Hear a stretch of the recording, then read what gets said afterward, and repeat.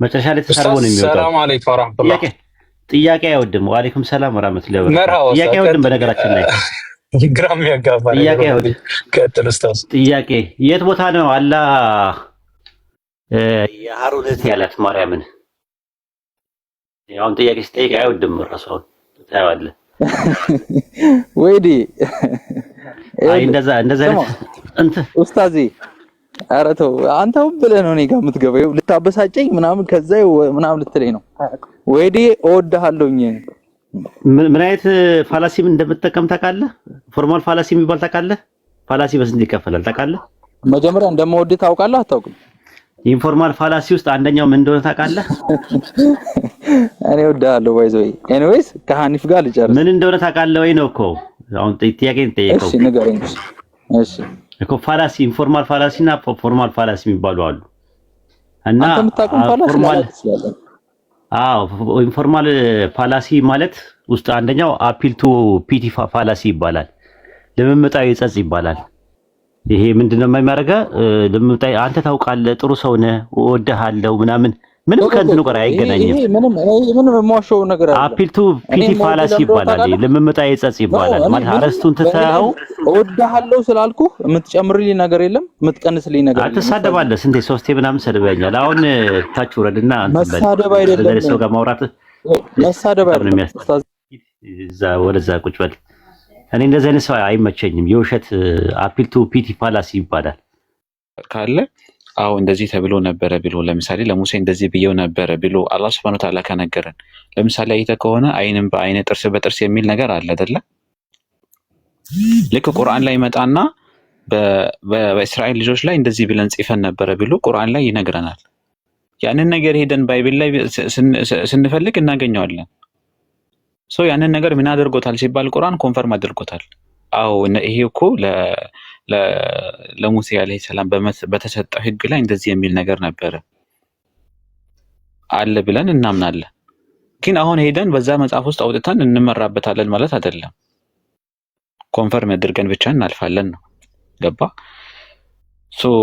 አሁን ቁርአን ላይ እንትን ያደረጋቸው ውድቅ ያደረጋቸው ነገራቶች አሉ። ለምሳሌ ብዙ ነገራቶች አሉ። ለምሳሌ አሁን አይተ ከሆነ ክርስቲያኖች አንተ እንኳን ያው ክርስትና እንትን አትከተልም። ክርስቲያኖች አይተ ከሆነ ኦሪት ዘፍጥረት 1:26 ላይ ያለውን እንፍጠር ብሎ የተናገረውን ለስላሴ ነው የተናገረው። ስላሴዎች ናቸው። በስላሴዎች መካከል የነበረ ቃለ ልውውጥ ነው ብሎ ነው የሚያምኑት አይደለ? ቫላር ልክ ነህ። ቁርአን ግን መጥቶ ያንን ነገር ምንድን ያደረገው ሲባል አይ በስላሴ መካከል ሳይሆን ያደረገው እሱ ያለው ለማን ነው አለ? ለመላእክት ነው እንደዛ ያላቸው። ወይን ቃለ ረቡከ ሊልመላኢከቲ ኢኒ ጃኢሉን ፊል አርዲ ኸሊፋ እኔ በምድር ላይ ተተካኪ ትውልዶችን አደርጋለሁ ብሎ ነው የምንቀበለው። እንደዛ ልክ ነህ። እኔም ማምነው እንደዛ ነው። እሱን ነው የምልህ። ግን አለ ግን አሁን በእናንተ እምነት እንደዛ የሚል ነገር ተጽፏል ቃል በቃል ማውራቱ ዘፍጥረት ላይ አታገኘው። ምን ላይ ነው የምታገኘው? አሉ ለምሳሌ እግዚአብሔር ከመላእክቶች ጋር ሲያወራ ለምሳሌ ወደ አንድ ፕሮፌት ማን ያሳስተልናል ብሎ ሲያወራ ወደ ዲቫይን ካውንስሉ ጋር ከመላእክቶች ጋር እንደሚያወራ የሚያሳይ ቨርስ አለ በመጽሐፍ ቅዱስ ገብቷል። ግን ለላይ ፈለኩት ምን እንደሆነ ታውቃለህ? እሱን ሳይሆን ለምሳሌ ቅድም ጠይቄያለሁ። ለምሳሌ አምላክ እግዚአብሔር አንድ ነው የሚለውን አክሴፕት ታደርጋለህ፣ በቃ ኮንፊርም ታደርጋለህ። ገብቷል አይደለም ከሚል እሱን ነው የሚልና ቁርአን ኮንፈርም ያደረገው ነገር ልነግርህ ነው። ለምሳሌ አሁን በቅዱስ ቁርአኑ የአዳም ልጆች ስማቸው ማንና ማን እንደሆነ ቁርአን ላይ የለም አይደለ? የለም አይደለ? ከየት ነው ያገኘው? ስማቸው ከየት ነው ያገኘው? የት ነው ያገኘው ስትለኝ አልገባኝም። በቅዱስ ቁርአን ላይ የአዳም አይደለ? የአዳምና የሔዋን ልጆች ስማቸው ማንና ማን ነው? ቁርአኑ የሆነ ነገር እስኪ በቅዱስ ቁርአኑ አልተገለጸም። የአዳም ልጆች በምን ያገኙታቸው? እሺ፣ ስለዚህ ሔዋን አቤልና ቃየን መሆናቸውን ከየት ነው ያገኘው? እንደዛ ብዬ ሳስተምር ሰምተኛል? ኖ አላልኩም። እኔ አላልኩም እኮ ስማቸው የለም ብለኛል አይደለ? እንደዛ ተብሎም አልተጻፈም እኮ ቁርአን ላይ። አለ እንዴ? ስለዚህ ግን ስለዚህ እነማን ነው እሺ ስማቸው? እሺ ለምሳሌ አንተ ልጠይቅ ቁርአኑ ላይ ቤዝድ አድርገህ ንገረኝ እስኪ የአዳምና የሔዋን ልጆች የሁለቱ ልጆች ስማቸው ማን ነው? ስማቸው አልተጠቀሰም እኮ ነው የሚልህ። የአዳም ልጆች በሚል ነው የተጠቀሰው። አስፈላጊም አይደለም የአዳም ልጆችን ስም መጥቀስ። ስለዚህ ስማቸውን አታውቀውም፣ ማን እንደሆኑ ምንም አታውቀውም። አዎ አልተነገረኝም። የአዳም ልጆች ብሎን የገለጻቸው አልነገረኝም። ቢነግረኝም ጥቅም ስለሌለው ማለት ነው። ምን ያደርጋል? ቃየልና አቤል ነው ስማቸው ብለህ አትቀበለኝ። አይ አንተ ትክክለኛ መረጃ ካለ እንደዛ ብለህ ብትጠራቸው ችግር የለብኝም። እኔ ለምን እንደዛ ጠራቸው አልልህም። አው ችግር የለብኝም ሳይሆን አንተ ለምሳሌ እኔ ለምሳሌ አቤልና ቃየል ነው ላህልኝ። አንተ ግን በቅዱስ ቁርአኑ ላይ የአዳምና የሔዋን ልጆች ስማቸው ማን ነው ብዬ ብጠይቅ የምትመልስልኝ መልሳለህ? ስማቸውን አላውቅም። አዎ አለኝ። ይሄው አታውቅም። ስማቸውን አታውቅም። አዎ እኮ ስለዚህ በቂ ነው ይሄ በቂ ነው። አዎ ስማቸውን ባውቀው ቶሎሳና ጨጨብሳ ነው ብሎ ቢነግረን ራሱ ምንድነው የሚጠቅመኝ? አሁን የአዳም ልጆች ምንም ትርጉም የለውም ነው አለኝ። ምንም ትርጉም የለውም። አዎ ምንም ትርጉም የለውም። ኦኬ ስለዚህ እሺ ለምሳሌ ቃየን ወንድሙን አቤልን ከገደለ በኋላ አቤልን መቅበር ያስተማረችው ቁርአን ነች አይደለ? አዎ የት ነው የተጠቀሰ? በቅዱስ ቁርአኑ ላይ አለ? አዎ ፐርፐዙ ምንድነው? ምን ትርጉም አለው? ፐርፐዙ ምንድነው? ማለት ቃየል አቤልን መቅበሩ ምን ትርጉም አለው ላንተ? ስማቸው የአቤልና የቃየል ትርጉም ስማቸው አለመኖሩ ትርጉም ምንም ስለማይጠቅም ግን ቁራ ለቃየል አቤልን መቅበርን ማስተማሩ በቅዱስ ቁርአን ላይ ምን ፐርፐዝ አለው? መገለጹ ፐርፐዝ አለው። እሺ ንገረኝ፣ ፐርፐዙ ንገረኝ። ሰው እንዴት ሰው መቅበር እንዳለበት ለመማር ነው። እስኪ እሺ አውቀው። በመጀመሪያ ደረጃ ያንን ቁራ የላከው ማን ነው?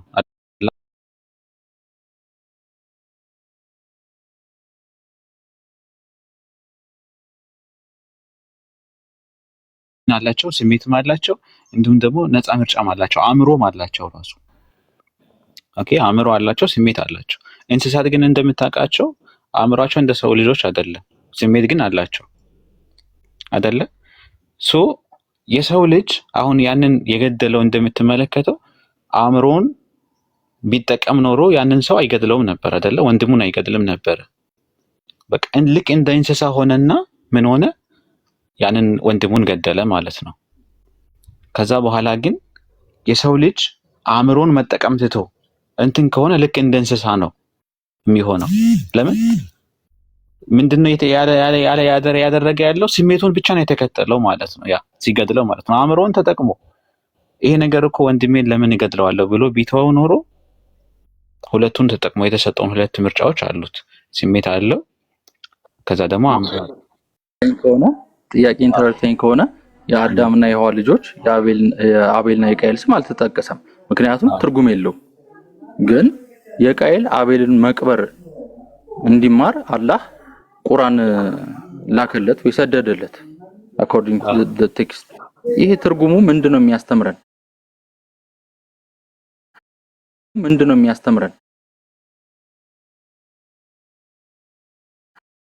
የሚያስተምረን?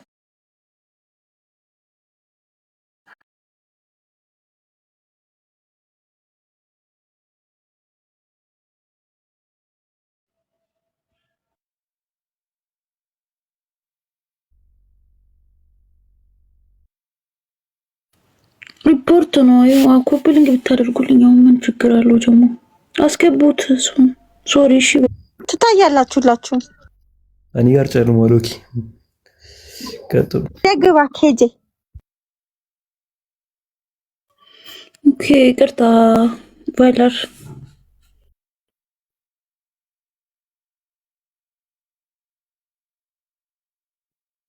ቀጥሉ።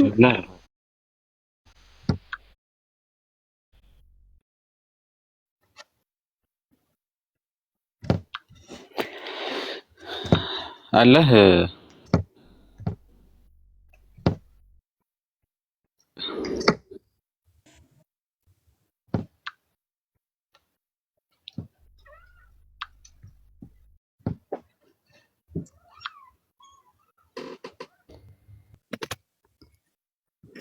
ጴንጤ ነኝ።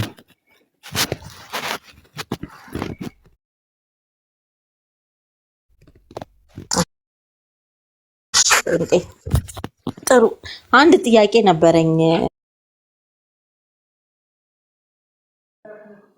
በአጭር ባኪን ፎርዝ ማውራት የምንችል ከሆነ ፐርፐዙ ምንድነው? የዚህ ታሪክ መኖር ቁራ ለቃየል የአቤልን መቅበር ማስተማሩ ፐርፐዙ ምንድነው?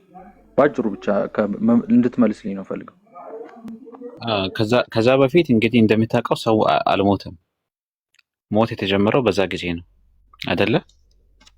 በአዳም ልጆች አይደል ባላር? አዎ እኮ ግን ባጭሩ ልትመስልኝ ትችላለህ? ጊዜያችሁ እንዳልወስድባችሁ ብዬ እኮ እሱ ነው የሚለው። አላህ Subhanahu Wa Ta'ala እንዴት መቅበር እንዳለበት ያንን ቁራ ሊኮ አሳየው።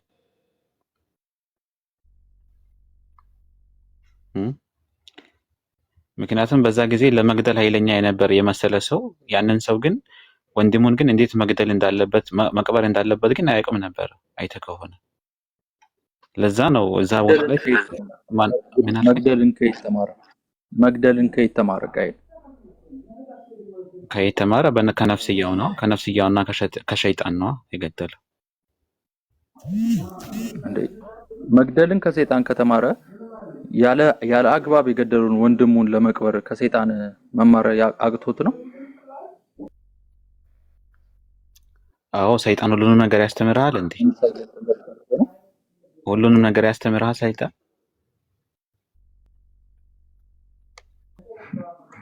የሚደብቀው ነገር አለ ማለት ነው። መግደልን የመሰለ ነገር አስተምሮ መቅበርን ካላስተማረ ምኑን ሰይጣኑ ነው? እኮ አንደኛ በዛ ጊዜ ይኸውል ሰይጣን ማን ነበር? የአዳም ልጅ ምንድን ያደረገው? እገድልሃለሁ አለው። ሲጀመር መጀመሪያ ዘይቶበታል ራሱ ማለት ነው። ከዛ በኋላ አንተ እኔን ልትገድል እጅህን ብታነሳ እኔ እጄን አላነሳም አላህን እፈራለሁ ብሎ አለው።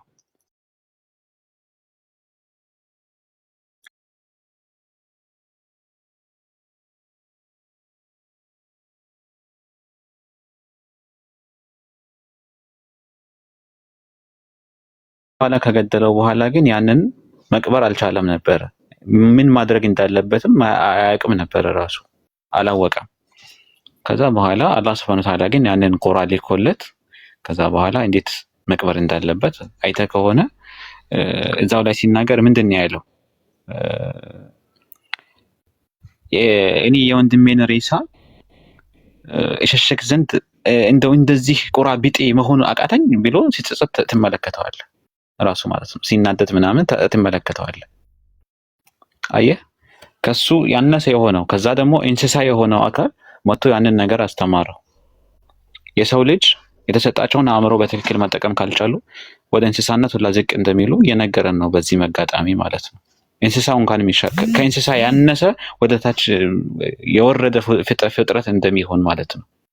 አየህ እንስሳ ራሱ መጥቶ ያንን ነገር ሲያስተምረው እሱ ግን ሁሉ ነገር ተሰጥቶት አእምሮ ተሰጥቶት ፍሪ ዊል ተሰጥቶት ሁሉ ነገር ያለው ሰው ግን ያንን አልቻለም።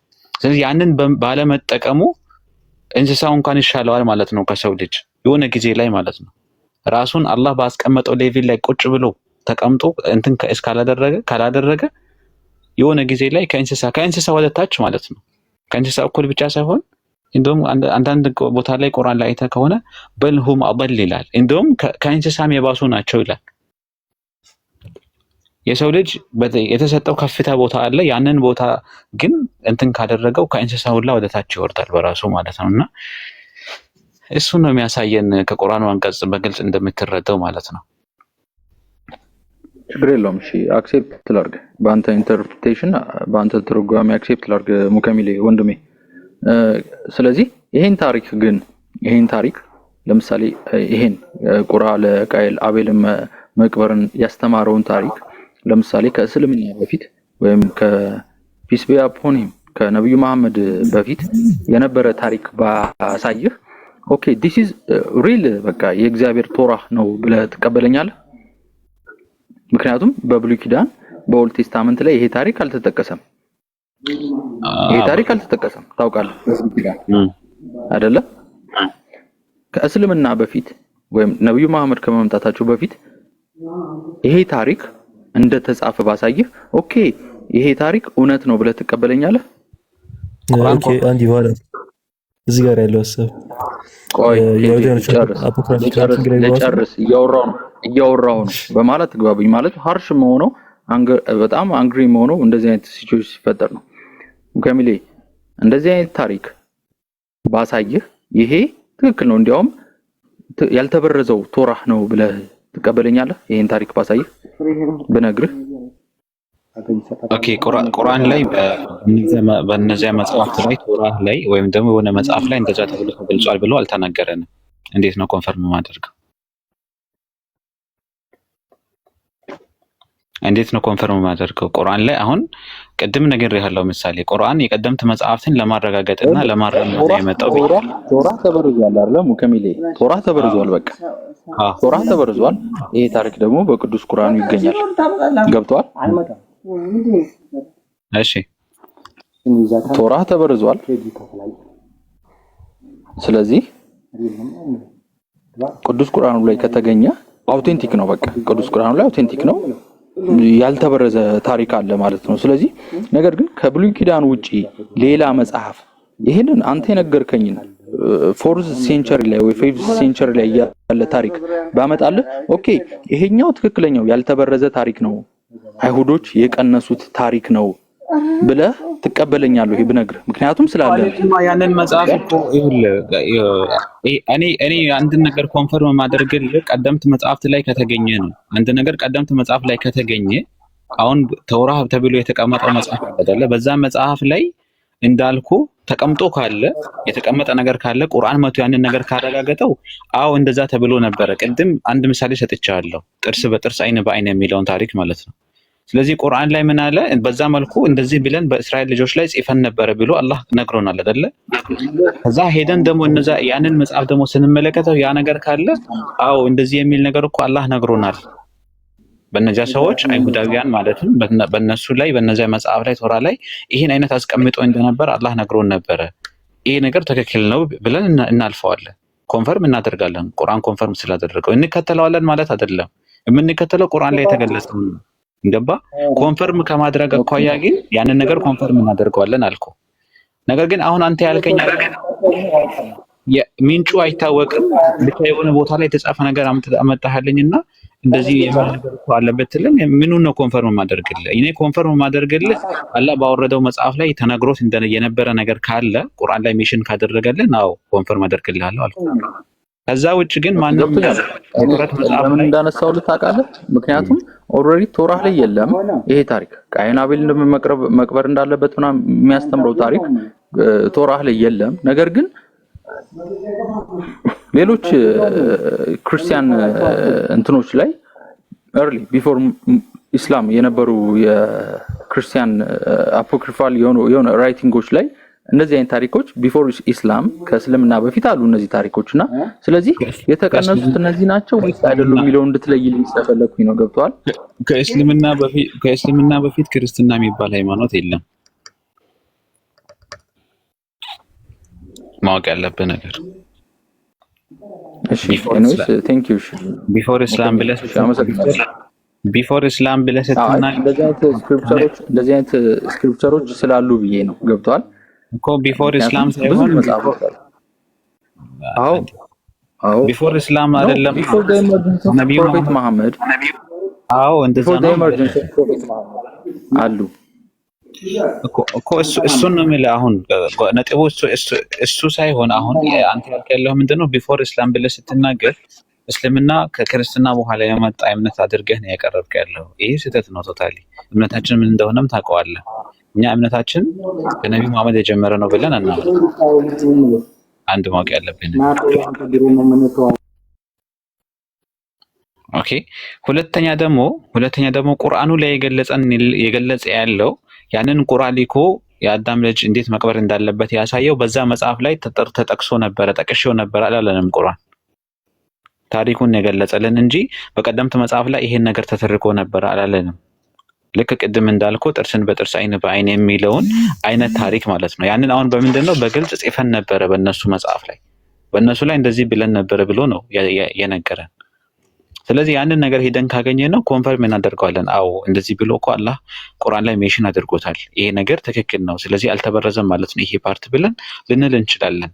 ገባህ አይደለ? ስለዚህ አሁን ነጥባችን ምንድነው? እንደ አጠቃላይ በነገራችን ላይ ያ መጽሐፍ ብዙ ጊዜ አሁንም ስትናገር ነበረ ይሄ ፓርት ተበርዟል፣ ይሄ ፓርት አልተበረዘም፣ የተበረዘው ይሄ ነው፣ ያልተበረዘው ይሄ ነው የሚል ነገር አላችሁ የሚል ነገር ታነሳለህና እንደዛ ከተባለማ እኮ ምኑ ተበረዘ ይባላል? አንድ ነገር እኮ መለየት ሲያቅትህ እኮ ነው ያንን ነገር የተበረዘውን የተቀላቀለውን ነገር መለየት ሲያቅትህ እኮ ነው ተበረዘ የምትለው። መለየትማ ከቻልክ ምኑን ነው ተበረዘ የምትለው? እኔ አሁን ለምሳሌ ከኒው ቴስታመንትን ማልቀበለው ለምሳሌ ጆሃናይን ኮማ የሚባል ነገር ታውቃለህ አይደለ? በጆሃናይን ኮማ ታውቀዋለህ አይደለ? አዎ ኮሚኒቲው በጆሃናይን ኮማ ለምሳሌ ያልተገለጸ early scriptures ላይ የሌለ ነገር ለምሳሌ ኢራስመስ ሲጽፍ አዲስ ኪዳን ሲጽፍ ያን ነገር ተሰውት ነበር። ምክንያቱም early የነበሩ ስክሪፕቸሮች ላይ ስላላገኘው ዊትነስ ያሉት አባቱ ልጁ እና መንፈስ ቅዱስ ምናምን የሚለው የሌሉ ነገሮች ስለሆኑ already according to the early scriptures ይሄ ኮራፕትድ የሆነ ቴክስት ነው ላሉኝ ገብቷል አይደለ? ስለዚህ ምን እያነጻጸርኩኝ ነው? የነበረውንና ያልነበረውን ገብቷል። ይሄኛው ትክክለኛው ቴክስት ነው፣ ያኛው የተሳሳተ ነው፣ የተጨመረው ወይም አልተሬትድ ወይም ኢንተርፖሌት የሆነ ቴክስት ነው ብዬ ነው የምነግርህ። ግን ብዙ ጊዜ ሁሉም ሰው ጠይቃለኝ አልተርድ የሆነው ኢንተርፖሌትድ የሆነው ከቶራህ ላይ የትኛው ነው ብዬ ስጠይቅ ማንም ሊመልስልኝ አይችልም። ገብቷል። አሁን አንተ አክሴፕት የምታደርገው እግዚአብሔር አንድ ነው፣ በቃ እስራኤል ስም አምላክ እግዚአብሔር አንድ ነው ይላል። በቃ እኔ የምቀበለው ቃል ነው፣ በቃ ገብቷል። ያንን ተቀበለህ ግን አልተርድ የሆነው የትኛው ነው ስልህ ኖ ይሄኛው አልተርድ ሆኗል ምናምን ብለህ ልታሳይኝ ይገባል። ለምሳሌ የሙሴ አባት ማን ነው? አላሳየሁም ከዚህ በፊት ለምሳሌ በግልጽ አልነገርከኝ። ሙከም በግልጽ አልነገርከኝ። ለምሳሌ ነግሬሃለሁ። ምንድን የነገርኩህ ሰማይና ምድርን ከፈጠረ በኋላ ቁርአን ላይ ድካም አናካኝም ይላል። እናንተ ግን አረፈ ተነፈሰ ይላል ብያለሁ። አይ ቲንክ የሆነ ጊዜ ያስታውሳለሁ መልሼልህ ነበረ። ምክንያቱም ማረፍና መተንፈስ ከድካም ጋር የሚመጣ ነገር ነው። አንተ ካል አረፍኩኝ ተነፈስኩኝ ካለ እኔ ከስራ ገብቼ ቁጭ ብዬ ኡፍ የሚለው ነገር ነው። ያንን ነው የምረዳው እኔ አይደል እንዴ? ስለዚህ አየህ የተሳሳተ ነገር አለ ማለት ነው። ሌላም አለ፣ ብዙ ነገር አለ። ቅድም እንዳልኩ አሁን ብዙ ክርስቲያኖች የሚረዱበት አለ ዘፍጥረት 1:26 ያንንም በተመሳሳይ መልኩ ለመላእክት ያላቸውን ኃይለ ሥላሴ ነው ብሎ የሚረዱ አሉ። ልክ ነህ። we only accept which Quran confirmed it እያለ ነውና እስኪ ቶራህ ነው ቁርአኑን ኮንፊርም ማድረግ ያለበት ቁርአኑ ቶራው ነው። እስኪ ኬጂ አስረዳኝ እስኪ። የቁርአን ፋይናል ሪቪሌሽን ስለሆነ ቁርአን ኮንፊርም ያደርገውን ሐሳብ ነው የምንቀበለው ከተበረዙት ኮራፕት ከሆኑት መጽሐፍቶች ላይ ማለት ነው። ስለዚህ የመጨረሻው ቁርአኑ ነው ኮንፊርም ማድረግ ያለበት ቶራውን አይደለ? ያ ኮንፊርም ያደርጋል አረጋጋጭ የሚል እንትን አለው። አንዴ ኬጂ አንዴ ኬሲ እያልክ የመጣ ታወናብዳለህ። ችግር የለውም፣ እሱን ለብቻችን እናወራለን። ሰማ የማርያም አባት ማን ነው? የማርያም አባት የኢሳ እናት የማርያም አባት ማን ነው? ይሰማል? ይሰማል። የማርያም አባት ማን ነው?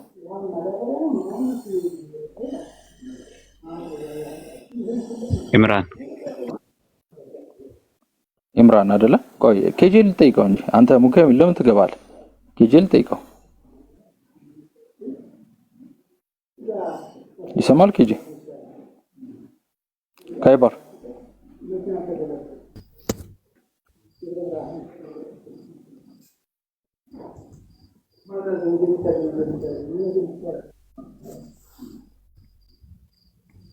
አይሰማም? ዝርክ ይዞታል። እሺ ችግር የለውም። በቃ ሲመለስ ከሱ ጋር አወራዋለሁ። ኢምራን ብለኸኛል ግን ሙከሚል ቁርአን ነው ያለው። በነገራችን ላይ አይደለም ያልከው አንተ አይደለም ያልከው፣ ቅዱስ ቁርአን ነው ያለው። ኢምራን ነው የማርያም እናት ኢምራን ነው። የማርያም እናት ኢምራን ነው ወይ? የማርያም አባት ይላል ቁርአን እኮ። ኢምራን ማን ነው? ማን ነው? ኢምራን ነው እኮ። ኢምራን ማን ነው? ኢምራን ነው እንዴ? ማን ነው? ማንነት እየጠየቀኝ መሰለኝ። ባላር ማርያም የአሮን እህት ነች። የትኛው አሮን? አሮን የሙሴ ወንድም እና የማርያም ወንድም። አሮን የሙሴና የማርያም ወንድም። አዎ በእምነት ወንድም ነው። የአሮን ወንድም እህት ነች። በእምነት ማለት የእምነት ወንድማማችነት ቁርአን ላይ የኢየሱስን እናት የአሮን እህት ሆይ ይላታል። ማርያም የአሮን እህት ነች። አዎ እንዴት በእምነት የሚባል በቃ የኦርቶዶክስ ኢንተርፕሬቴሽን ተጋባባችሁ። በቃ ከኦርቶዶክስ አይደለም። ቆይ ጠይቀኝ እኮ ማስረጃ ጠይቀኝ። እንዴ ምን ሆነህ ነው? ማስረጃ ጠይቀኝ። ኦርቶዶክስ ምናምን ከምትል ማስረጃ ሰጠኝ ነው ማለት አይደለም። እሺ የሙሴ አባት ማን ነው? ቆይ የሙሴ አባት ማን ነው? አልተጠቀሰም ቁርአን ላይ። አባት ማን ነው? አልተጠቀሰም ቁርአን ላይ። አልተጠቀሰም አይደል? በመጽሐፍ ቅዱስ ግን ተው። መጽሐፍ ቅዱስ ቁርአን እናንተ ኢምራን የምትሉት ቁርአን ላይ አውራኝ የምትሉት እነሱ አምራም የሚሉት ቁርአን ላይ አውራኝ። አንዴ ቆይ መጽሐፍ ቅዱስን ተውና ቁርአን ላይ አውራኝ። መጽሐፍ ቅዱስን እኮ ይዤ ነው እያወራ ያለሁት። ኦኬ መጽሐፍ ቅዱስ ላይ ነው የምናወራው ወይስ ባይብል ላይ ነው? ቁርአን ላይ ነው የምናወራው? የፈለከው ቦታ ላይ እናውራ። ገብቷል አይደል? ሁለት አሮን አለ ወይ? ሁለት ማርያሞች አሉ ወይ? እኔ ማቃት ማርያም የአሮን እህት ማርያም የአምራም እህት ነች። በብሉይ ኪዳን የተጠቀሰችው ማርያም የአሮንና የሙሴ እህት። ባላር ቁርአን ላይ ጠይቀኝ። ባይብልን እዛ ቁጭ አድርገውና ቁርአን ላይ ጠይቀኝ።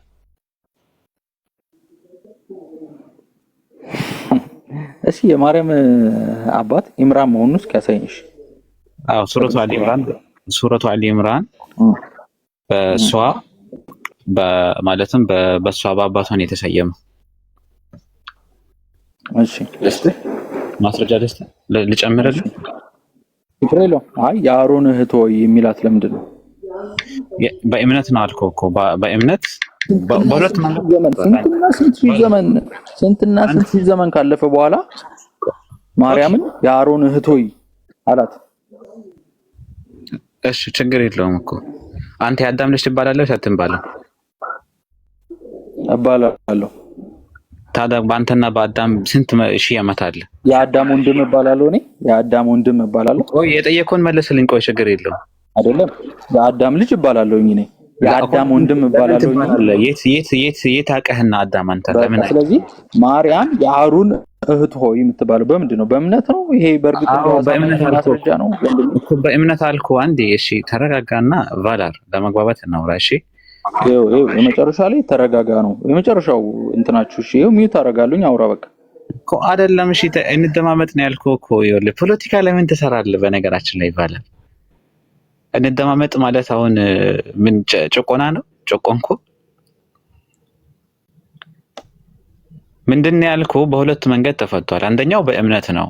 የአሮን እህት የሙሳ ማለት አሮን የተባለው የሙሳ ወንድም አሮን ነው ከተባለ በዛም ከወሰድነው የእምነት ነው። ቃል አላህ ሱብሓነሁ ወተዓላ ቁርአን ላይ ምን አለ? ኢነመል ሙእሚኑነ ኢኽወቱን አለ። ሙእሚኖች አማኞች ወንድማማቾች ናቸው፣ እህትማማቾች ናቸው ብሎ ስለገለጸልን በእምነት ምንድናቸው ሲባል የአሮን እህት ናት። አዎ አንድ ይሄን ያዘልኝ። ሁለተኛ አሮን የተባለው ደግሞ እሱ አይደለም፣ የሙሳ ወንድም አይደለም። የሙሳ ወንድም ይላል እንደ ቁርአኑ አንቀጽ ላይ አሮን ተባለ እንጂ።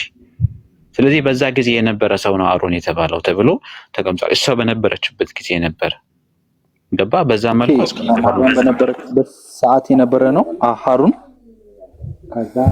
በሁለት መንገድ ተፈቷል አልኩ። አዎ በአንደኛው እንደዛ ተብሎ ተፈቷል። ኦኬ ስለዚህ ሁለት አሮኖች አሉ ማለት ነው። አዎ 50 አሮኖች። ነገ ጠብቀኝ ነገ ጠብቀኝና የኢብን ካቲርን ተፍሲር አመጣልሃለሁ። ባዘው ስልኬ መክፈት አይችልም። እኔ 1000 ፎሎወር ምናምን እንደናንተ ብዙ ፎሎወሮች የሉኝም። ነገ የኢብን ካቲርን ተፍሲር አመጣልሃለሁ። በደንብ እናወራለን። ችግር የለውም። ከዚህ ከሁለቱ ውጭ ካመጣ እኔ ይቀጣለሁኝ። ቫላር ግን ፕሪፈር የምታደርገኝ ፈልገው ሁለት አሮኖች አሉ አይደለ? ሁለት አሮኖች አሉ ስትል ሁለት አሮኖች አሉ ስትል በቃ እኔ ነገ ሁለት አሮኖች አሉ ብለኛል። ነገ በመጽሐፍ ቅዱስ ሳይሆን በራስህ በሐዲስም በቁርአንም በሙስሊም ስኮላሮችም እሞግታለሁ። ባይዘው ነገ ምን መጥፋት አልችልም። ካሜራ ማብራት አልችልም። ሙከሚሌ ካሜራ ማብራት አልችልም። እኔ እንዳንተ ብዙ ፎሎወር አላልኩም፣ ግን አብራ አላልኩም። ቆይ ምን ብለህ ነው የምትሞግተኛውን? ቆይ አንዴ እሱን ነገ ሞግታለሁ ያለው አንድ አሮን ነው። እሱም የሙሴ ወንድም ነው፣ የማርያም ወንድም ያለው ገብቷል። ይሄን በደንብ አስረዳሃለሁ። ነገ የስጋ ወንድም ነው ብሎ መረዳት አልችልም። ባዘው አንዴ ቆይ እስቲ ቫላር ይኸውልህ፣ አሁን ስታወራ ምንድን ነው የመለስኩልህ? እስቲ መልስ እንድገምልኝ እስቲ የመለስኩልህ አንዴ። አሮን ማለት ኮንቴምፖራሪ ማለት በማርያም ሰዓት የነበረ ነው አይደለ? ሌላ አሮን አለ። እንደዛ ብቻ ነው ያልኩት። እሺ ምንድን ነው ያልከኝ? አልነበርክም እንዴ መለሰልኝ? አሁን ድረስ አወራ። አይ ሁለት አሮኖች ሃሩን ወይም ሁለት አሮኖች አሉ ብለኸኛል አይደለ? መች ነው እንደዛ ያልኩት? እሺ ምንድን ነው ያልከኝ እኮ? አልነበርክም ወይ? እስካሁን ድረስ አወራ። እንዴት ምንድን ነው ያልከው ትለኛለህ? አላዳመጥኩም። እሺ በቃ አስረዳኝ። እሺ ምኑን ላስረዳ? አስረዳኸው እኮ አውራት እንጂ መስማት አይችልም ማለት ነው። ምን ያህል ጊዜ አሁን ነግሬ እንደገና መለሰልኝ ትለኛለህ እንዴ? እንዴት ነው የምንግባባው ታዲያ? 3 ጊዜ ነው የመለስኩልህ። በነገራችን ላይ ይሄን ጥያቄ 3 ጊዜ በአሁኑ አቀዝበት 3 ጊዜ መለስኩልህ። ከዛ አሁንም ተመልሰህ ደግሞ አታውቀውም የመለስኩልህን ነገር። እንዴት እንደምንግባባ አላውቅም። ይቅርታሽ ለመጨረሻ ጊዜ የቁርአኑ አንቀጽ ያ ኡኽተ ሃሩን የሚለው በሁለት መንገድ በሶስቱም ሊፈታ ይችላል። በዋነኛነት ግን በሁለት መንገድ ተፈቷል። ሁለቱም መንገዶች አንደኛው በትክክልም የሃሩን እህት የተባለው የሙሳ ወንድም ነው። ነገር ግን የሃሩን እህት የተባለችው ለምንድን ነው ሲባል በእምነት ነው። ለምን? ቁርአን ላይ እነመል ሙእሚኑን ኢኽወቱን ስለሚል ሙእሚኖች ወንድማማቾች ናቸው ስለሚል በእምነት እሷም ሙስሊም ስለነበረች እሱም ሃሩንም ሙስሊም ስለነበረ ስለዚህ በዛ ምክንያት የሃሩን እህት ተብላለች። ምክንያቱም ሐዲስም አለ ማስረጃ። በእምነት ለማገናኘት ማርያምን ከስንት ሺህ ዓመት በኋላ ያለችው ማርያምን ሃሩን ጋር ለምን ወሰዳት? አዳምጠኝ። አንተ ችግር የለውም። ቆይ እሱን እንመጣበታለን አንዴ። እሺ እንደዛ ከሆነ አንተ የአዳም ልጅ ለምን ትባላለህ ብዬ ጠይቄሃለሁ። ደብል ስታንዳርድ የአዳም ልጅ ነኝ ጄኔኦሎጂካሊ ሲቆጠር የአዳም ልጅ፣ ምክንያቱም አዳም ልጅ the first creature ለምን ለምሳሌ የሙሴ ወንድም ስላለኝ እኮ እሱን አልጠየቁህም የግድ። ስለዚህ አሁን የስጋ ወንድሙ ነህ አንተ። ማን ልጁ ነህ ለአዳም? የስጋ ልጁ ሳልሆን ከአዳም የመጣው ራሽያል ጄኔቲካሊ ስለ ዘር መች ጠየቁ? እሺ ታዲያ እንዴት የአዳም ልጅ ትባላለህ ነው? በእናንተ በቅዱስ ቁርአን እኮ ቤኒ አደም ይባላል እኮ። ቤኒ አደም አይባልም አላልኩማ እኔ ሲጀመር አይባልም መች አልኩኝ እኔ? እኔም እኮ ይባላል ነው። አንድ ሰው ለአንድ ሰው ወንድሙ ሊባል ይችላል። የግድ የስጋ ወንድሙ ሊባል ማለት የግድ የስጋ ወንድሙ መሆን የለበትም። ኦኬ ለምሳሌ አሁን ከወተርን እህቴ ብዬ ሊጠራት እችላለሁ። የስጋ እህቴ ናት እንዴ? አይደለም። የተወለድንበት ጊዜ፣ የምንኖርበት ቦታ፣ ሁሉ ነገራችንም ይለያያል። ግን ኢቭን እህቴ ይላታለታው እስካሁን ስቲል ማለት ነው። እዚህ ያሉ ሙስሊም እህቶችና ወንድሞቼ ሁላቸውም ወንድሞቼ እህቶቼ ይላቸዋለሁ። የግድ የስጋ ወንድሞቼ ናቸው ማለት ነው? አይደለም። እዚህ 38 ሰው ውስጥ ማንንም የስጋ ወንድም እንደሱ ያልኩ ሳይሆን በጣም ግራ የገባኝ ነገር የኢየሱስ እናት ስሟ ማርያም ነው። የሙሴና የአሮን ስም የእህታቸው ስም ማርያም ነው። ገብቷል አይደል? ችግር የለም። ማንኛውም ከሌ ወንድም ምናምን ይችላል። የሙሴና የአሮን እህት ስሟ ማርያም ሆኖ የኢየሱስ እናት ደግሞ ስሟ ማርያም ሆኖ ማርያም የአሮን እህት ሆይ ማለት በጣም ኮንትራዲክቲንግ ነው። ገብቶሃል አይደለ? አይደለም ይሄ አይደለም። ቆይ በቃ ችግር የለውም። ቆይ አንዴ ባይብል ላይ በዮሴፍ ጊዜ ፊርዓውን ነበር ይላል አይደለ? ወደ ፊርዓውን ቤት ገባ ይላል። የማዕረግ ስም አይደለም። ፊርዓውን የማዕረግ ስም ነው። ቆይ ፊርዓውን ይላል አይደለ? ንገረኝ ይላል። ኦኬ ያ ፊርዓውን እዛ ላይ ፊርዓውን ስለተባለ ፊርዓውን በሙሴ ጊዜ የነበረው ፊርዓውን ነው። ዮሴፍ ላይ የተጠቀሰው ፊርዓውን so many pharaohs there are so many pharaohs ገብቷል። ሌላ ፊርዓውን ምክንያቱም ታይትል ነው። ፊርዓውን ማለት ወይም ፈርዖን ማለት ታይትል ነው። በቃ እሱና ምለ አሁን የዛ ላይ የአሮን እህት ዘፍጥረት ላይ ያለችው ማርያም ስለተባለች እዚህ ደግሞ የኢየሱስ እናት ማርያም ስለተባለ በቃ አንድ ናቸው። ያቺ ማርያም እቺ ማርያም ነው ብለህ መፍታት ትችላለህ እንዴ? ማርያም በሚለው ስም ስለተገናኙ አንተ ካልከው በተለየ መፍታት ትችላለህ። ምን አንተ ካልከው በተለየ መፍታት ትችላለህ። አንተ እንዳልከው በእምነት አልከኝ። ልክ የጳውሎስ አይነት ኤክሴጀሲስ ነው የምትጠቀመው ሙከሚሊ ወንድሜ።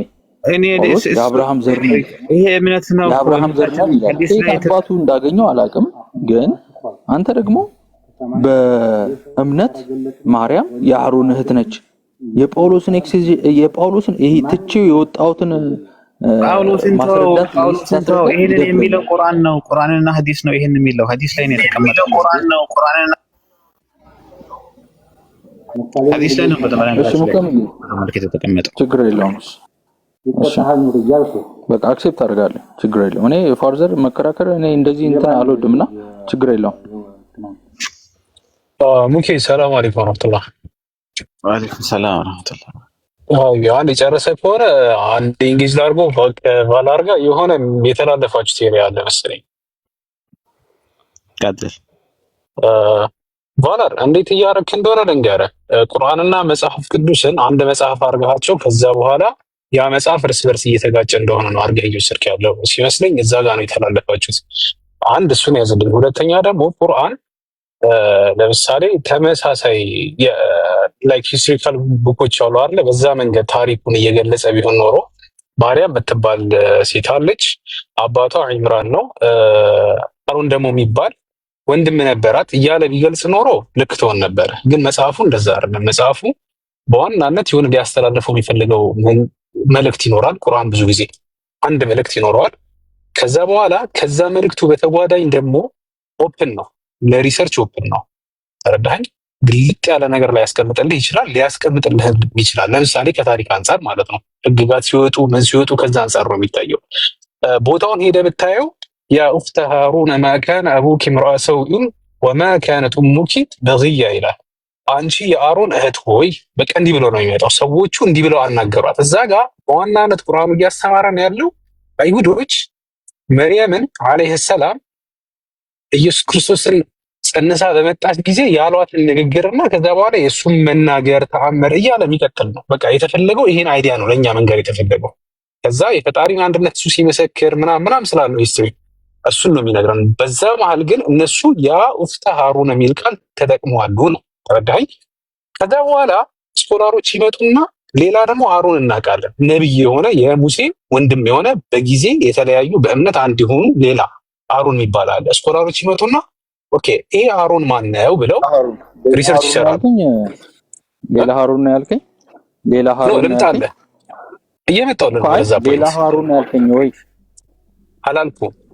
ልጨርስልህና ብለኛ ኖ ሌላ ሃሩን አላልክም። አሁን ቫላር let me finish my point then ታነሳልኛለህ። we got time right? እኔ አልቸኩልም። ልቸኩል ከሆነ አላውቅም። ልጨርስልህና ከዛ በኋላ ፖይንት አውት ታደርግልኛለህ። ከዛ ስኮላሮች መጡና ሌላ አሮን አለ የሚታወቅ የሙሴ ወንድም የሆነ አንድ አሮን አለ ሌላ የሚያውቁት። እዚህ ጋር መጥቶ ቁርአን ላይ ያ ኡኽተ ሃሩን ሲል ያ ማህበረሰብ መጥቶ አንቺ የአሮን እህት ሆይ ሲሏት ምን ፈልገው ነው? አሮን የተፈለገው የሙሴን ወንድም ነብዩ አሮንን ነው ወይስ በክፍለ ዘመኑ ሌላ አሮን ነበረ። ኺላፍ በይነ ዑለማ በስኮላሮች መሃል ልዩነት ተፈጠረ ማለት ነው። ይህ ታሪክ ነው። በቃ ከዛ ምን አሉ ግማሾቹ ነው የተፈለገው አሮን ያኛው አሮን ነው፣ በሙሴ ጊዜ የነበረው አሮን ነው። ያ ኡፍታ አሮን ብሎ የጠራት ቁርአን ያ ማህበረሰብ ልክ የኛ ማህበረሰብ ለምሳሌ አዳምን አንተ የአዳም ልጅ ብሎ ይጠቀማል። አንተን የአዳም ልጅ እንልሃለን እኛ። ወይም ደግሞ አብሮድ የምትኖር ከሆነ ከሀገር ውጭ የምትኖር ከሆነ የሆነ ሀበሻ ኢትዮጵያዊ ስታይ እንዴ ወንድሜ ነው ትላለህ። ምንም ወንድምህ አይደለም።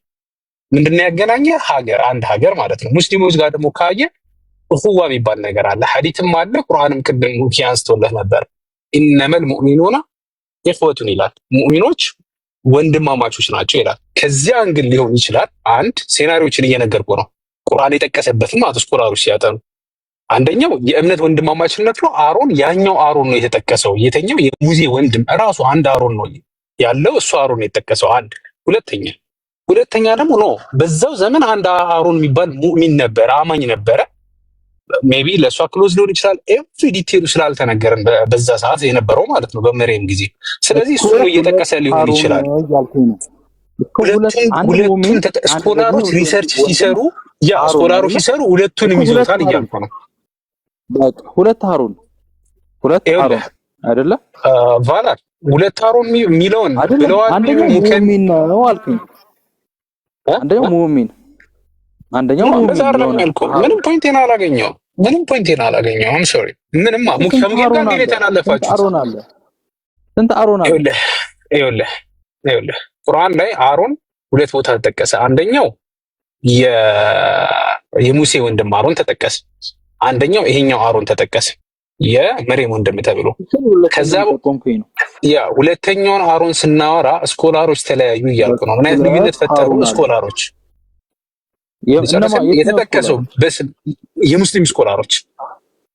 ምክንያቱም ይሄ ለሪሰርች ክፍት የሆነ ቦታ ነው። አንተ ሙስሊም ብትሆን ሪሰርች ልትሰራበት የምችለው ነው።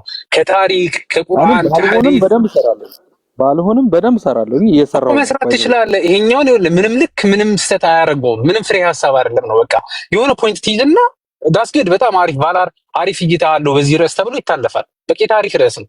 ኢዘር አንደኛው የአሮን የሙሴ ወንድም የሆነው አሮን ነው። ቁርአን ለምንድን ነው ወንድም ያላት? አንደኞቹ ስኮላሮች ያሉት ማለት ነው። ወንድሟ ለምን ብለው ጠቀሱ? ያ ማህበረሰብ ባይዞ ማህበረሰቡ አለ ብሎ ነው ቁርአን ሂካያ ነው ያደረገልን የነገረን ማለት ነው።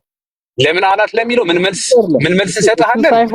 እሱ ብቻ ሳይሆን ማርያም የሃሩን እህት መሆኗ ብቻ ሳይሆን አምራም ወይም ኢምራን የምትሉት የማን አባት ነው? ወይድ ቆይ ከነሱ ጋር ያወራው ኡስታዝ ወይ ከገባ ኮስታዝ ያቀጥል።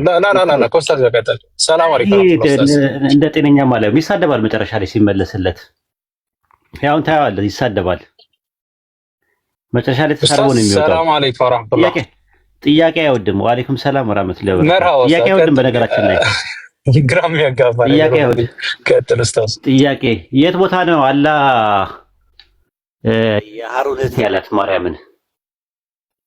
ያውን ጥያቄ ስጠይቅ አይወድም። ራስዎን ታያዋለህ ወይዲ አይ እንደዛ እንት ኡስታዚ ኧረ ተው አንተው ብለህ ነው እኔ ጋር የምትገባው ልታበሳጨኝ ምናምን ከዛ ምናምን ልትለኝ ነው።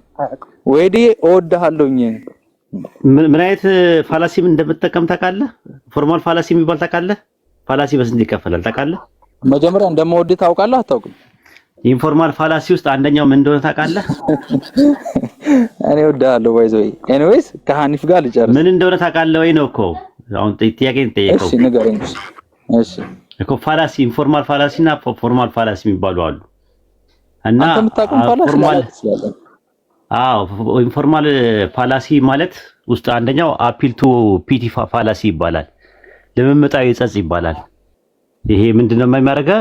ልምምጣዊ አንተ ታውቃለህ፣ ጥሩ ሰው ነህ፣ እወድሃለሁ ምናምን ምንም ከእንትኑ ጋር አይገናኝም። ይሄ ምንም የማዋሸው ነገር አይደለም። አፒል ቱ ፒቲ ፋላሲ ይባላል። ልምምጣዊ ጸጽ ይባላል። ማለት አረስቱን ትተኸው እወድሃለሁ ስላልኩህ የምትጨምርልኝ ነገር የለም፣ የምትቀንስልኝ ነገር የለም። አትሳደባለህ። ስንቴ ሶስቴ ምናምን ሰድበኛል። አሁን ታች ወረድና መሳደብ አይደለም ሰው ጋር ማውራት መሳደብ አይደለም። ወደዛ ቁጭ በል። እኔ እንደዚህ አይነት ሰው አይመቸኝም። የውሸት አፒል ቱ ፒቲ ፋላሲ ይባላል። ጎግል ላይ ገብታችሁ ይዩት። ራሱ አፒል ቱ ፒቲ ፋላሲ በጣም እንደዚህ አይነት ሰዎች አደገኞች ናቸው። እወድሃለሁ እንትን እልሃለሁ ምናምን ይልህና ልክ ጥያቄ ስትጠይቀው ስድብ ይጀምራል። ሶስቴ ነው የሰደበኝ በነገራችን ላይ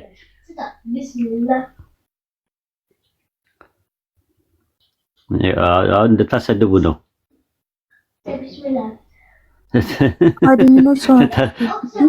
አይ ታዩታላችሁ። አሁን ከመስመር ሲስት አሁን ይሄ ሁሉ ያወራው ነገር ማን እንትን ይላል። አሁን ብታስገድቡት ተሰርቦ ይወጣል እና በጣም እንትን ነው፣ ተሳዳቢ ነው። ጥያቄ አይወድም በፍጹም። ጥያቄ የሚባል ነገር ወላሂ ነው የምላችሁ አይወድም።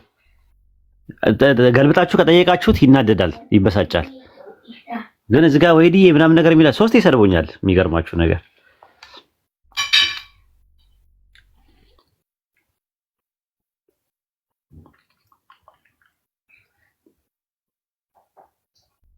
ችግር የለውም። አብሽሪ ሃናን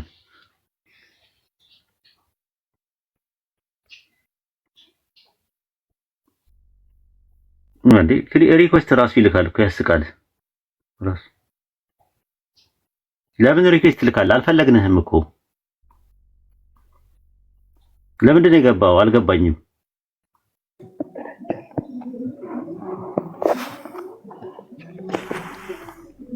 ለምንድን ነው የገባው? አልገባኝም። ሪኩዌስት ለምንድን ነው የላከው? እኔ ነኝ ያስገባው። ግን ለምንድን ነው የገባው? እኔ እኮ እያወራሁ ነበር እኮ አልፈለግንህም። ከአንተ ጋር ማውራት አልፈለግንም እኛ። በቃ ቆቦ አንተ እኮ ነው የገባው ኡስታዝ፣ አንተ ነው የገባው እኮ። አልፈለግንም፣ ሙስሊሞች አልፈለግንም፣ እንዳለ አይፈልጉህም። ስለዚህ አትግባ። አንተ ስለፈለግህ ስላልፈለግኝ አይደለም እኮ አትግባ። በቃ ማንም አይፈልግህም። አልፈለግንህም። ከመፈለክ ሂድና መስጊድ መስለም ከፈለክ ሂድና መስጊድ መስለም ትችላለህ። አልፈልግም፣ እኔ መስለም አልፈልግም። ካልፈለክ በቃ እኛም አንፈልግህም። በቃ ካንተ ጋር ማውራት አልፈልግም። አንተ እኮ አሁን ነው የመጣኸው። ማንን እኮ አንፈልግም ነው እኮ መልከው ነው። በዚህ መንገድ ባላር ኡስታዝ ጋር በዚህ መንገድ አታውራ። በእሱ አልፈለግንህም ነው የምልህ። እኔ ያለሁበት ቤት አንተ አትገባም በፍጹም። ለምሳሌ አንተ ነው የመጣኸው እኮ እኔ ያለሁበት ቤት ነው፣ ሙስሊም ቤት ነው። አንተ ነህ እኮ የመጣው። አንተ እኮ ሙስሊም አይደለህም። መብቴ ነው።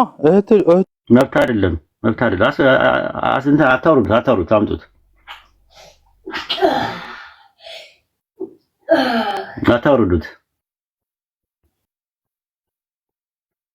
አምጡት እስቲ።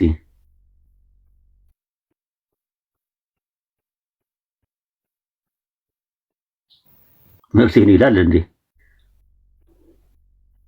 በግድ ስለሚል ሰው ያለ ይመስላል እንዴ? ወርድከኝ አታውርዱት አትበል ኡስታዝ። አዎ አታውርዱት ያልኩት ላስጨርስ ብዬ ነው። አልፈለግንህም። እኔ ለምሳሌ አሁን እኔ ያለሁበት ቤት እንድትመጣ አልፈልግም። ለምሳሌ ከዲያቆን ጋር አምላክ ሶስት ነው ከሚል ሰው ጋር እየተከራከርክ ከኔ ጋር አንድ አምላክ ነው ማምነው ከሚል ሰው ጋር ያለህ ጥላቻ በጣም ይገርመኛል። ባይዘው በጣም ይገርመኛል። እምነት የለህም አንተ። ከዲያቆን ይወርድ እምነት የለህም። ምንም እምነት የለህም። እኔ አላውቅም እኮ አላውቅም። እምነት ምንድን ነው? ሃይማኖት ምንድን ነው? አንድ አምላክ እግዚአብሔር ነው የማመልከው። እኔ ግን እኮ ሃይማኖት ምንድን ነው? አይሁዳዊ ነህ? ይሳደባል ስልና አይሁዳዊ ነህ? ሰውን እንትን ትላለህ። አይሁዳዊ ነህ? ምንድን ነህ አንተ? እኔ አይደለሁ አህዛብ ነኝ። አህዛብ ነህ እኮ። አህዛብ የሚባል ሃይማኖት የለም። በቃ ችግር የለውም። ግን አንተ ስለዚህ እነሱ አትበለኛ ያለንበት ቦታ ላይ የሚፈልጉ ሰዎችን አንተ ከአንተ ጋር ማንም ማውራት የማይፈልግ የለም። ራሱ የሚያወራ ሰው የለም። አትናደድ፣ አትበሳጭ። አሁን አትበሳጭ። እስካሁን አታወራም። እኔ ከመጣሁ አታወራም። እኔ ያለሁበት ቤት እንደዛ ብላ። አዎ፣ ስለዚህ ማንም አያስገባም ከዚህ በኋላ። እኛ ሙስሊሞች አካባቢ ላይ አትድረስ። እዛው ከፈለግሽ አዳም ባይዘው ማለት ነው። እስኪ የማያስገባኝ ሰው ካለ ሁሉም ቤት ብሎክ አደርጋለሁ። ላሳየህ እንዴት እንደሆነ ላሳየህ። ሁሉም ቤት እኔ ብሎክ አደርጋለሁ። ሁሉም ቤት አድሚን ነኝ። ላሳየህ። ከአሁኑ ልጀምር። ይኸውልህ ብሎክ እንደዚህ እንዴት እንደማቀምስህ ሁሉም ያለውበት ቤት እንዳለ ብሎክ አቀምሳለሁ። ይኸውልህ እንደዚህ አቀምሳለሁ ማለት ነው። በል እንትን የሚሆን የለም። ይሳደባል። ጥያቄ ሲጠይቁት ሙከሚል በስነ ስርዓት ሲጠይቀው ስድብ፣ እነ ሳላ ሲጠይቁት ስድብ፣ ኢምራን ሲጠይቀው ስድብ፣ አብዱልከሪም ሲጠይቀው ስድብ። ጥያቄ በፍጹም አይወድም ራሱ ማለት ነው። አጠይቁኝ ልጠይቅ ነው የሚለው። ጥያቄውን ገልብጣችሁ ከጠየቃችሁት ስድብ ነው እንትን የሚለው። ከዛ በኋላ ምን እወድሃለሁ ይላል ደግሞ ሲዋሽ። ኡስታዝ ወሂድ ዑመር ሰላም።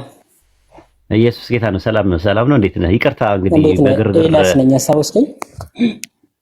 ኤልያስ ማ ኤልያስ የዛሬ 9 ኤልያስ ወር ማ ተገናኝተን ነበር። አዎ ትንሽ አንድ ኮሜንት አለች ለምን አንተ ባለው ውለታዬ ስለሆንክ ማለት ነው። ቶሎ ቶሎ ልናገር። አዎ ይቅርታ እንግዲህ ማለት በልጁ ኦርቶዶክስ ነበርኩኝና በአንተ ምክንያት ነው ወደ ሐዋርያውት የመጣሁት ማለት ነው። ነው ስለዚህ አመሰግናለሁ። ግን ይቅርታ መጠይቀው ምንድነው ያው ልጁ በተደጋጋሚ ጊዜ ይሄ እንደዚህ አይነት ነገሮች እየገባ እንትን ያደርጋል። ምን አይነት እንትን ይፈጠራል መሰለህ? አውቆ የሆነ እንትን አለ ትሪኮችን ይጫወታል። ትሪኮችን ይጫወታል። ስለዚህ ከዛ አንፃር ነው ይቅርታ ለማለት ፈልጌ ነው ለማህበረሰቡ። ፕላስ ደግሞ እሺ ቀጥል። ለኔ ባለውለታዬ ነህ ብያለሁ። ስላሴን የዛሬ ብዙ ጊዜ ደጋግሜም ለአንተ ምስክርነት ሰጥቻለሁ። ሐዋርያት ቤተክርስቲያን ሄጄም ሰጥቻለሁ። ማንም ሐዋርያት ቤተክርስቲያን ሰብካኙም አይደለም እና ምን ልልህ ፈልጌ ነው ለአንተ ምክር ያለኝ። ችግር የለውም ገስት ላይ ግባ፣ ቤትም ክፈት፣ ግን ባታወራ በቃ የመጨረሻ እንትን ካለ ቄስ ካለ በጣም በቃ የተማረ ሰው ካለ እንጂ ያንዳንዱ ባታወራ። ለምን መጽሐፍ ቅዱስ ምን ይላል? የተከበረውን ነገር ለውሸት አትስጡ ይላል። ለውሸት አትስጡ። ለምን? ክብር ለማይገባው ሰው ክብር መስጠት ክብርን ስለሚያደርግ ማለት ነው፣ ዝቅ ስለሚል እና ትንሽ እየተማርኩኝ ስለሆነ አንተንም ወደ ክርስትና እስከማስመጣህ ድረስ ማለት ባትወያይ በቃ ዝም ብለህ ከፍተህ ለሞራል መግባት ትችላለህ። እና ለዚህ ነው ሰው አይናቅማ። ምክንያቱም ቄስ ምናምን የሚባል ሳይሆን ማንኛውም ሰው ለመማር ለማወቅ ከመጣ መማርና ማወቅ አለበት ብለን እናምናለን። ከዛ አንጻር ነው። እኔ የተለየ ሰው አይደለሁም። ደረጃ ፐርፎርማንስ ምናምን የሚባለው ነገር የሚሰራ ፖለቲካ ላይ ነው።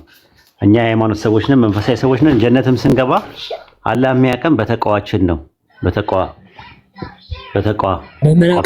ማለት ባላ ፍራቻ ነው የሚመዘነው። የተለያየ ሰው ባህሪ አለ። እናስተናግዳለን። ብዙ ጊዜ ክርስቲያኖች ሲገቡ አንተ ጋር አይደርሱም፣ እነጃህ ምናምን ይበቃሉ ለማለት ነው።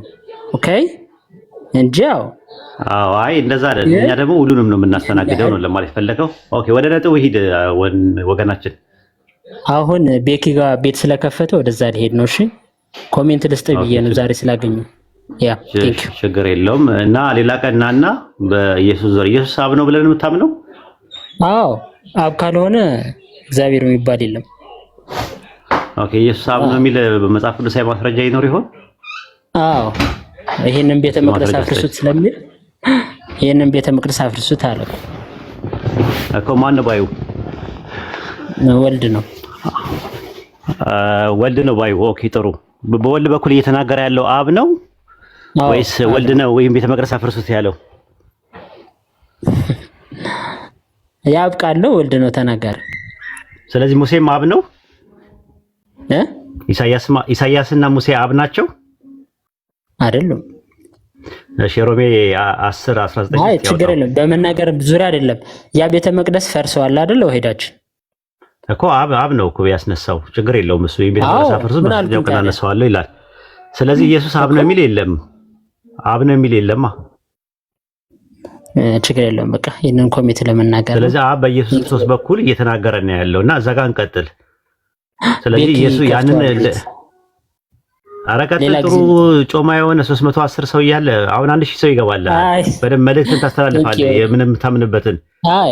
ይሄ ትልቅ ክሌም እኮ ነው። ኢየሱስ አብ ነው ብለህ ኢየሱስ አብ ነው ብለህ ይሄ ሁላ ታዳሚ መጥቶ ድግስ ተደግሶ እንዴት ረግጠህ ትወጣለህ? ይሄንን የመሰለ ሙክቱ እንትን ብሎ ታዳሚው ተሰልፎ አለኝ። ከዛ አውርተን ነበር እኮ ሪከርድም አለ። ወደ 40 ደቂቃ ያወራ ነው። ረስተኛ ችግር የለውም። አሁንም እናውራ። በረሳም እስቲ ወደዛ ሄጃለሁ ስላልክ እስቲ እናውራ ብዬ ነው። ያው ከፍተዋል ቤት አብረን እንሂድ ከፈለክ። ችግር የለውም። እሱ ሪከርድ ይደረግልሃል፣ ዩቲዩብ ላይ ታገኘዋለህ።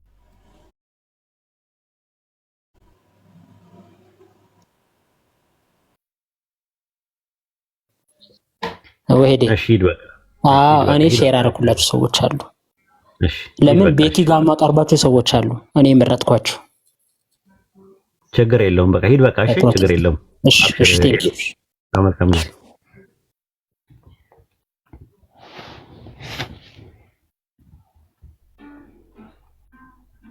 ይሄ ደግሞ ኦርቶዶክስ ነበርኩኝ ወደ ኦኒጂሰስ ያስገባኸኝ አንተ ነህ፣ ከስላሴ ስታወጣኝ ወደ ኦኒጂሰስ ሄድኩኝ ነው የሚለው። ስለዚህ ኢየሱስ አብ ነው የሚለውን እስቲ እንነጋገርበታለን ሌላ ቀን ሲመጣ።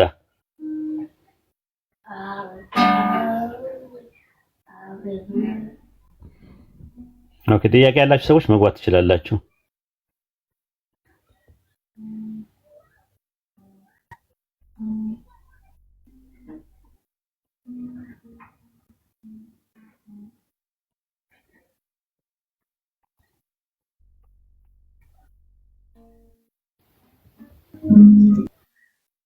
ፊደል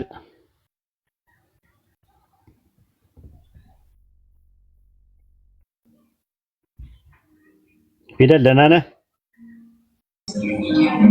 ሰላም እንዴት ናችሁ? ሰላም ነው ወይ? አለሁ ደህና ነኝ። እንዴት ናችሁ? አልሐምዱሊላህ።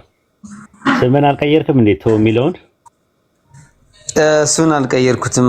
አሳማኝ ምክንያት አጣውና ኦኬ ተው የሚለው የፓጋኖቹ እንደነበረ አይተዋል።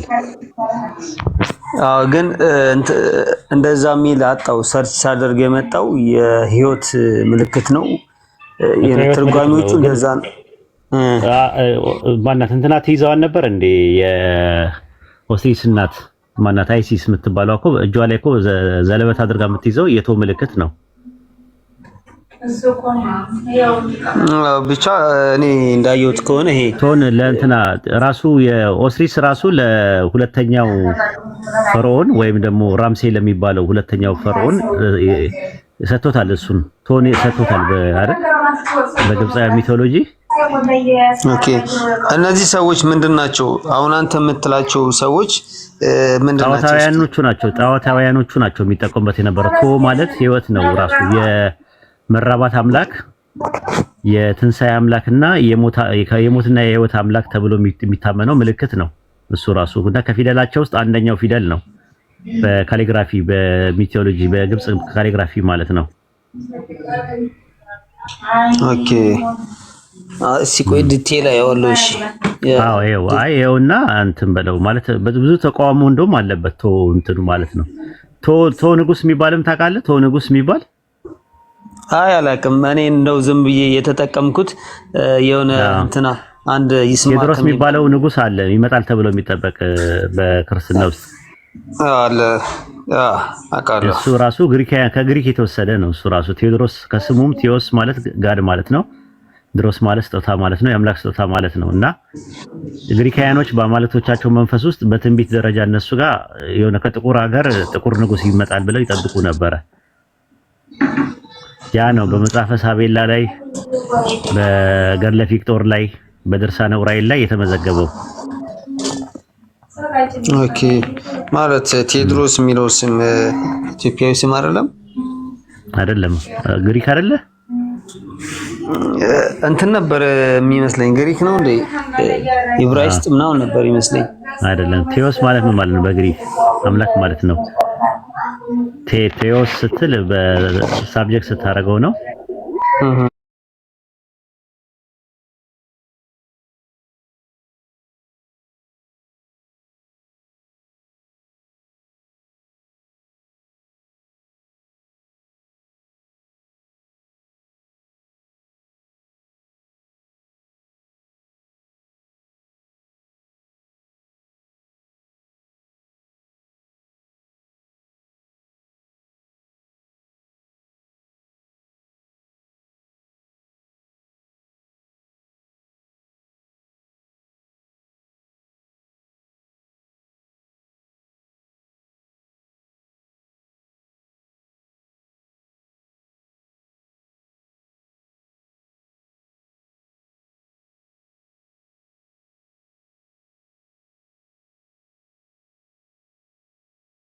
መጀመሪያ ላይ ቴዎድሮስ ነኝ የምትጠብቁኝ ብሎ ክሌም አደረገ።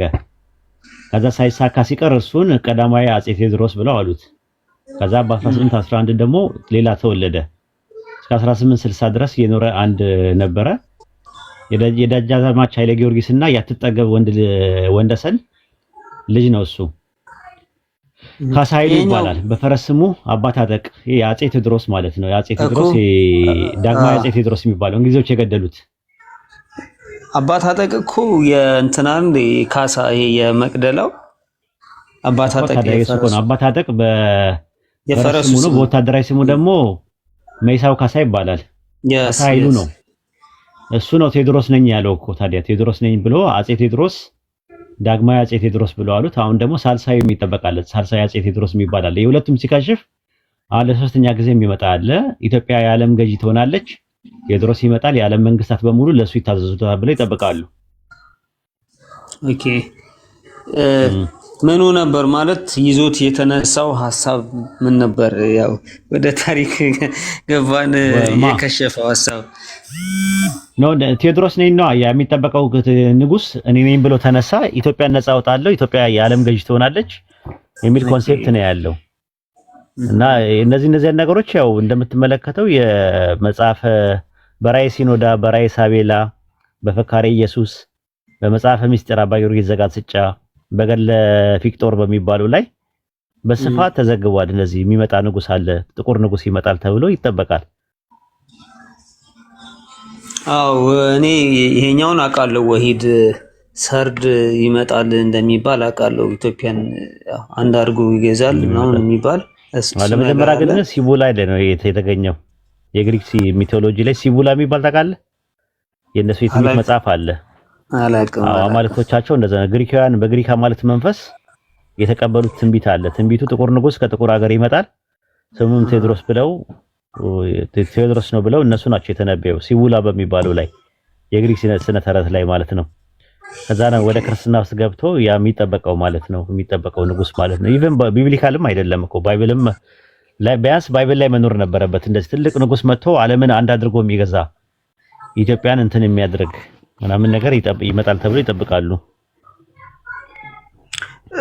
ግን የእንትኑ አነጋገር እንዴት ነው ማለት ባይብላዊ እንዳልሆነ አውቃለሁና ይሄንን የሚናገሩት እውነት በሃይማኖት አባቶች በኩል ነው የሚነገረው ወይስ እንዲሁ በትውፊት የመጣ ነገር ነው?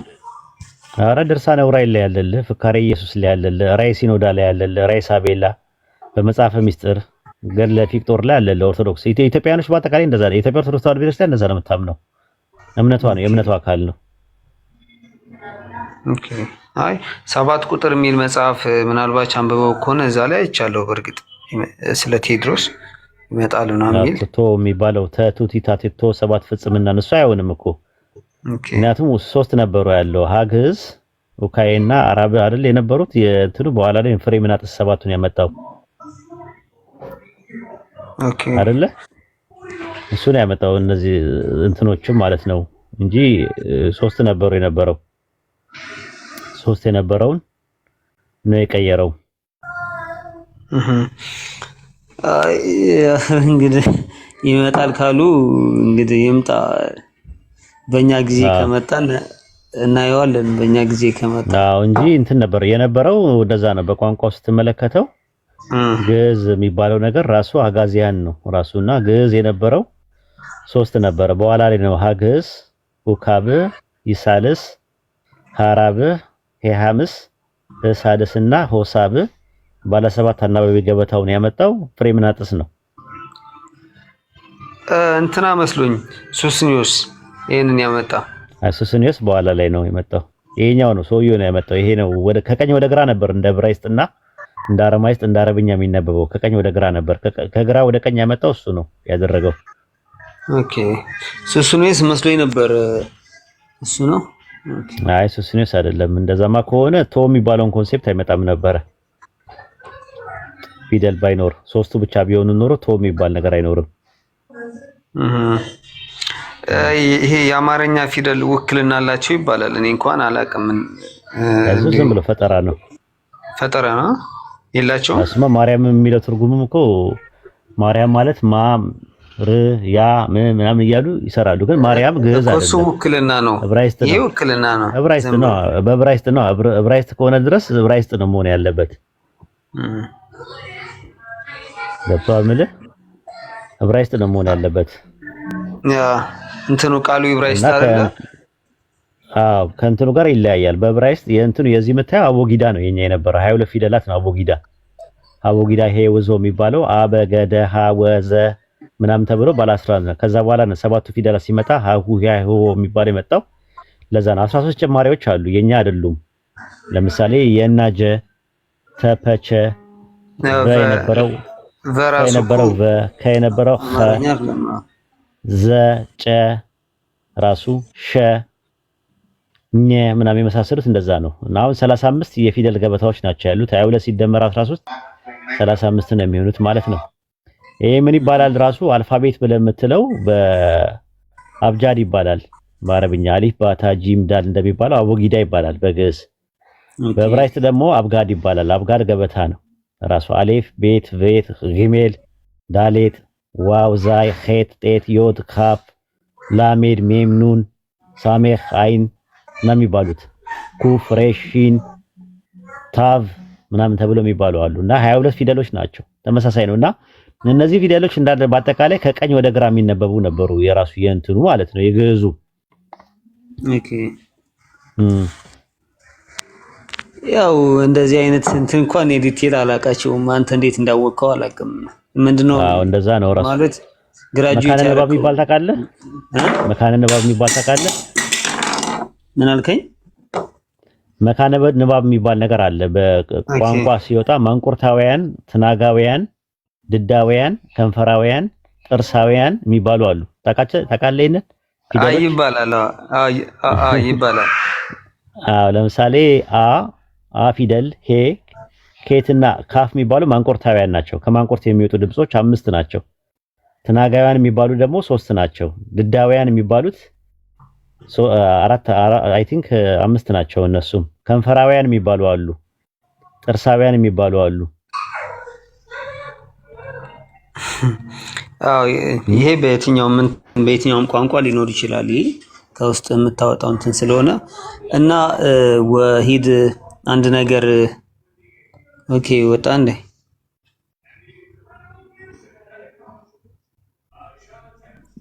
ምን ተፈጥሮ ነው? ቀጥታ ወጣው አላውቅም። እኔ እንደነገርኩኝ ያ ረቢ ጥያቄ ልጠይቅ ስል ቀጥታ ወጣው። አይ አሁን ጃብርን ጠይቀው ችግር የለውም። ኡስታዝ ምን ተፈጥሮ ነው? አይ ቲንክ ተደውሎ አይ ታርጊያቸዋለሁ።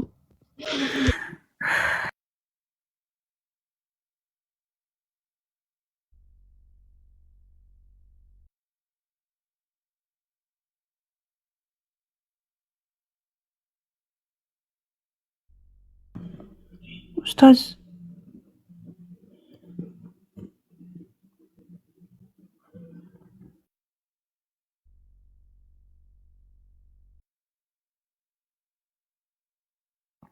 ጃን ጠይቀው። እሺ ችግር የለውም። ከጃ ጋር አውራ እስከዛ። እሺ ኦኬ እሺ እንትን ነው እንደ ጥያቄ ሳይሆን እንደዚሁ ለማውራት ያክል ነውና እስኪ ስለ አላህ አካላት ስለሚባለው ነገር እሱን አስረዳኝ እስኪ። ለምሳሌ 2 የቀኝ እጆች ያሉት ባታለው ጀሃነም ውስጥ እግሩን ያስገባ ምናምን የሚባለው ነገር ቦዲ ይሄ የሚዳሰስ ቦዲ ነው ወይስ እንዴት ነው? ይሄ ውክልናው ማለት ስለ ቦዲ ያው ገብቷል። ይሄንን እስኪ አስረዳ። እሺ እኛ ሰላም አለይኩም ብያለሁ። እኛ አምላካችን አላህ ስለራሱ ሲነግርን ቢጤ የለኝም ማለት ምን ማለቱ ነው? ያው ቢጤ የለኝም ማለት ትርጉሙ ምን ይመስላል? ያው የሚመሳሰለኝ ማለት ነው። እኔ ለምሳሌ እንደ ሰው እኔን የሚመስል ቢጤ የለኝም ካል በኔ ፊት ተመሳሳይ የለኝም እንደማለት ነውና እሱም ሌላ የለም እኔ ብቻ ነኝ እንደማለት ነው እኮ። ታዲያ አላሁን እጆች አሉኝ ሲል እጆቹን በምን እንመስለው እኮ? እሱ ነው እኮ። ለምሳሌ እኔ አሁን እጅ ሲባል አእምሮ ይሄ ኢማጂን የማደርገው ነገር አለ። እጅ ሲባል በአእምሮዬ የሆነ ምስል እንዳልስል እኮ ነው። ከሳልኩ ደግሞ ለምሳሌ ሳነብ እነዚህ ነገሮች ሳነብ በአእምሮ የሆነ ኢሜጅ ልስል እችላለሁ። እሱንም አይመስልም አለ ካለ በአእምሮ ከምትስለው እሱንም አይመስልም አለ እኮ። እስኪ ምንድነው የሚመስለው? እስኪ እሱን አስረዳኝ። እሺ ቆይ እሺ ጃለክ አሎ ሰላም አለይኩም። ወአለይኩም ሰላም። ፊደልን አንድ ጥያቄ ትጠይቀዋለህ። እሺ እሺ እሺ ፊደል ቆይ እነግርሃለሁ። ፊደል ጥያቄ ጠይቀኝ። እኔ ፀጉር አለህ ወይ ብለህ ጠይቀኝ። ኦኬ ፀጉር አለህ? አለኛው። እሺ እስቲ ጃቢር ፀጉር አለው ወይ ብለህ ጠይቀውና ከዛ አው ካለክ ምን አይነት በለው። እኔ እንዳጠረ ጃቢር ፀጉር አለው ፊደል ምን አይነት እኔ አለው እንዴ ብዬ እኮ ነው የጠየቀው። ኦኬ አይ በቃ እንትኑን አስረዳኝ። እንደዚህ ሁለተኛ አካል ሶስተኛ አካል ምናምን ከሚሆን እንደው እንደዚህ ነው ብለህ አስረዳኝ። ምክንያቱም እኔ የሆነ አንቀጽ ላይ ሁለት የቀኝ እጅ የተለያዩ ነገሮች ሳነብ በአእምሮ የሳልኩት እንትን ስላለ ነው። እና ይሄ ቀጥታ አስረዳኝ እኮ። እኔ እኮ ላስረዳ ሞከርኩኝ። አምላካችን አላህ ምንም ቢጤ የለኝም ማንንም አልመስልም አለ። ስለዚህ በቃ ማንንም እንደማይመስል ብቻ ነው የምናውቀው። ገባ? ገብተዋል ፊደል? አዎ እሱማ ማንንም አይመስልም ካልክ አይመስልም፣ ግን ይሄ እንደው የተሻለ በደንብ ሰፋ አድርገህ ብታስረዳ ብዬ ነው። አሁንም ምን አይነት ጥያቄ ፈጠረብኝ መሰለ? ባት ሲል ለምሳሌ ካሜሮ ላይ የሚመጣ ነገር አለ። ባት ሲባል ባት እኔ ያለኝ ነገር እሱንም አይመስልም ማለን አለ። እሱንም አይመስልም የሚል እንትን አለ። ለምሳሌ እንደዚህ አካል አለኝ ግን ቢጤ የለኝም ማለት ቢጤም አምሳያም የለኝም ካለ ማንንም አይመስልም ማለት ነው። ገባክ አይደለ? ሰው አምላካችን አለ ለአምላክነቱ በሚመጥነው መልኩ በቃ እጅ አለው እግር አለው። ገባ አይደለ? በቃ አለኝ ያለው ነገር ሁሉ አለ። እንደዚህ ይመስላል እንደዛ ይሆናል አንለው። ምክንያቱም አንተ የምታውቀው ነገር አለ አይደለ? ከዛ ደግሞ የማታውቀውም ነገር አለ አይደለ? ሰው አንተ በምታውቀው ነገር ውስጥ ሁሉ እነሱን አልመስልም ማለት አለ። ቢጤ የለኝም አምሳዬ የለኝም ማለት አይመሰልም። ገባክ አይደለ? ለምሳሌ አንተ እጅ አለክ? yes አለኝ። ጦጣስ እጅ አለው? አለው። በቃ ፍጥረት አለኝ። በቃ ፍጡር አጠቃላይ አለው ይሄ ነገር። ጠረጴዛ እግር አለው? አለው። ኦኬ የጠረጴዛ እግር ምን አይነት ነው? እንደ ጠረጴዛ ነው። የኔንም አይመስል አለው። ከሰራህለት ይኖረዋል። ኦኬ ግን እኔ እናንተ በመናቀው እጣት የለውም እኮ። ስለዚህ አምላካችን አላህ ደግሞ ሲነግረን እኔ ማንንም አልመስልም ማለት ገባ? ማንንም አልመስልም ሲል አንተ እግር ሲባል ወይ እጅ ሲባል ጭንቅላት ውስጥ የሚመጡትን ነገሮች ጠቅልሎ እነሱን አልመስልም ማለት። ስለዚህ እነሱን አልመስልም ካለ በቃ እንደማይመስል ነው የምናውቀው እንጂ ምን እንደሚመስል አናውቅም። ምክንያቱም ስላልተነገረን ለሱ በሚመጥነው ደረጃ አላህ እጅ አለኝ አለን አለው እንለዋለን። በቃ እንኳን ለምሳሌ የኔን ፊት ከለር ታውቀዋለህ? ካየሁት አውቀዋለሁ እኮ። አሁን ግን አላየኩም አይደል? እንዳለኝ ታውቃለህ፣ ግን ምን አይነት እንደሆነ እንኳን አምላክና የሰው ራሱ አይመረመርም። ገባክ አይደለ? ስለዚህ እኛ አምላካችን አለ እንደዚህ ነው ምናምን ብለን እኛ ትንታኔ ውስጥ አንገባው። አለኝ ካለ በቃ አለው። እንዴት ነው ወዴት ነው ምናምን ነገር አንልም። በቃ እስከ የነገረንን ብቻ ነው የምንነግርህ። ፍልስፍና ውስጥ አንገባ። ኦኬ በተጻፈው ልክ ማለት በቃ በተነገረህ ልክ ነው በቃ እንዲህ ነው ካለ ነው። አዎ ታዲያ ሌላ ያልተነገረንን ታዲያ ኬት እናመጣለን? ለምሳሌ እኔ ተረድቻለሁ፣ እኔ ገብቶኛል። ኦኬ ካልተጻፈ ከሌለ የለም ነው። ነገር ግን ይሄ ላለመረዳት ብዬ አይ እኔ ይሄንን ነገር ሳነብ በአእምሮዬ በቀላሉ ላስረዳ። አንተ ምንድነው ሃይማኖትክ? ቀላል አድርጌ ላስረዳ። ኦኬ እግዚአብሔር አይን አለው? እንደዚሁ መለኮታዊ የሆነ አይን አለው ብዬ አምናለሁ። መለኮታዊ አይን ማለት ምን ማለት ነው? ማለት የሆነ የሰውን የማይመስል ምን አይነት በቃ እንደዚህ ነው ብዬ ልገልጽልህ አልችልም። ስንት ኪሎ ይሆናል? አይ በቃ እሱ እንዴት ማወቅ ይቻላል? ስንት ኪሎ እንደሆነ ነገረኛ። እሱን ማወቅ አልችልም። እሱን ማወቅ ይቻላል? ኦኬ ስለዚህ እግዚአብሔር አይን እንዳለው ታውቃለህ፣ ግን ምን አይነት እንደሆነ ስንት ኪሎ እንደሆነ ርዝመቱ ምን ያህል እንደሆነ አታውቅም አይደለም? አልተነገረህም። በቃ እኛም አልተነገረንም። አላህ እጅ አለው አለኝ ብሎናል። በቃ አለው ምን አይነት ነው ምናምን ውስጥ አንገባም። ገባህ አይደል? ግን እኛ አንድ የምናውቀው ነገር አለ የተነገረን፣ የማንንም አይመስልም። በቃ የማንንም አይመስልም። ገባህ? ኦኬ አይ ኦኬ እግዚአብሔር ጫማ አለው እንዴ? ጫማ የለውም። እንዴት ሊኖረው ይችላል? መጽሐፍ ቅዱስ ላይ ጫማ አለው አይልም? እንትና ይላል የዮሐንስ ወንጌል ላይ መሰለኝ ማለት ዮሐንስ እዛ ላይ የሆነ ቦታ አለ ይላል። ግን የእግሩን ጫማ ልፈታ እንኳን ምናምን የሚል ጥቅስ አለ። እሱ ግን የወልድን ይመስለኛል የወልድን ወደ ምድር የመጣውን። ኦኬ ወልድ ጫማ አለው አሁን በአሁኑ ሰዓት ወይስ ባዶ እግሩ? እንዴት ሊኖረው ይችላል? አሁን እኮ እሱ መንፈሳዊ ዓለም የሚባለው ውስጥ ነው። ኦኬ ባዶ እግር። ልብስስ አለው ወይስ ራቁት ነው? ኦኬ በቃ ገብቶኛል። እዚህኛው ጋር ኮምፒውተር እያረከው ነው። ያ ጽንሰ ሀሳቡ ገብቶኛል። አሁን ተስማምተናል። ብዙ ፈጣሪን እንትን ባንለው ይሄ መፈታተን የሚባለውን ነገር እፈራለሁና ኖ መፈታተን አይደለም። በቃ እኛ እስከተነገረን ድረስ ነው የምናውቀው። ገባክ አይደል? ግን እኔ አንተን አሁን ይሄንን ጥያቄ መጠየቅ እችላለሁ። አሁን ወልድ ሰማይ ላይ አለ እውነት ነው አለ። ልብስ ለብሱ ነው ወይስ ራቁቱን ነው ያለው? ኧረ ተው እንደዚህ ጥያቄ የምሬን እኮ ነው። ከነሰውነቱ አይደል ያደረገው?